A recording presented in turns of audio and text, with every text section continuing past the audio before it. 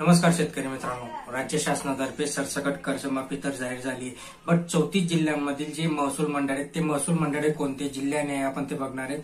पण 2014 पासून जी रखडलेली कर्जमाफी होती ती पण या व्हिडिओच्या माध्यमातून आपण जाणून घेणार आहे. छत्रपती शिवाजी महाराज कर्जमुक्ती योजनेच्या अंतर्गत परत नंतर महात्मा ज्योतिराव फुले कर्जमाफी योजनेच्या अंतर्गत कोणत्या शेतकऱ्यांना किती लाभ मिळणार आहे ते पण आपण या व्हिडिओच्या माध्यमातून जाणून घेणार आहे. नमस्कार, मी सचिन परत एकदा स्वागत करतो. चॅनलवर नवीन असाल तर सबस्क्राईब करून ठेवा, जास्तीत जास्त लाईक करायचा, शेअर करायचा.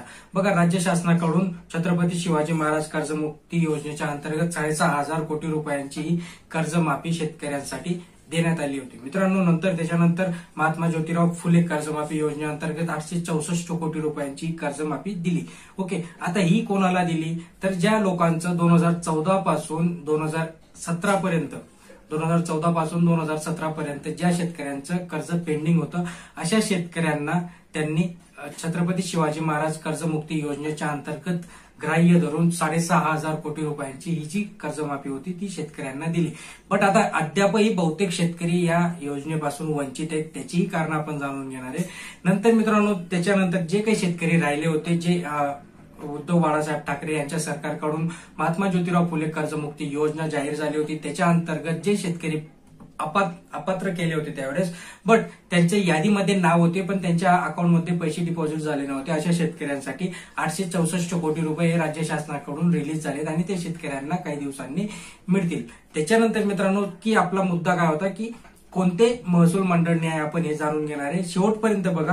हिंगोली जिल्ह्यात जवळपास 17 महसूल मंडळ आहेत, तर छत्रपती संभाजीनगर जिल्ह्यामध्ये 51 महसूल मंडळ आहेत, धाराशिव जिल्ह्यामध्ये 30 महसूल मंडळ आहेत, अकोला जिल्ह्यामध्ये 48 महसूल मंडळ आहेत, अमरावती जिल्ह्यामध्ये 41 महसूल मंडळ, अहमदनगर जिल्ह्यामध्ये 90 महसूल मंडळ, परभणी जिल्ह्यामध्ये 39 महसूल मंडळ, नाशिक जिल्ह्यामध्ये 21, नांदेडमध्ये 21, नाशिकमध्ये 51, नांदेड 21, नंदुरबार जिल्ह्यामध्ये 13 महसूल मंडळ, जालना जिल्ह्यामध्ये 17 महसूल मंडळ, तर धुळे जिल्ह्यामध्ये 28, कोल्हापूर 12, चंद्रपूर 3, जळगाव 68, हिंगोली 17, सातारा 65 महसूल मंडळे, सांगली 36 महसूल मंडळे, तर वाशिम मध्ये तुमचे 44 महसूल मंडळे, वर्धा 23, लातूर 45, यवतमाळ 48, भंडारा 1, बुलढाणा 81, बीड 54 आणि पुणे जिल्ह्यामध्ये 40 महसूल मंडळे आहेत. तर या महसूल मंडळातील शेतकऱ्यांच्या याद्या आता प्रसिद्ध होत आहेत. मित्रांनो, याच्यानंतर ज्या शेतकऱ्यांना अजून ही जी कर्जमाफी राहिली होती त्यांचे नावं येत आहेत, त्यांना त्यांच्या अकाउंटमध्ये काही दिवसांनी पैसे डिपॉझिट होतील. तर मग या मागची कारण काय? 2014 पासून जे रखडलेलं कर्ज होतं ते शेतकऱ्यांच्या अकाउंटमध्ये अद्यापही डिपॉझिट व्हायला कारण काय, म्हणजे का झाले नाहीत?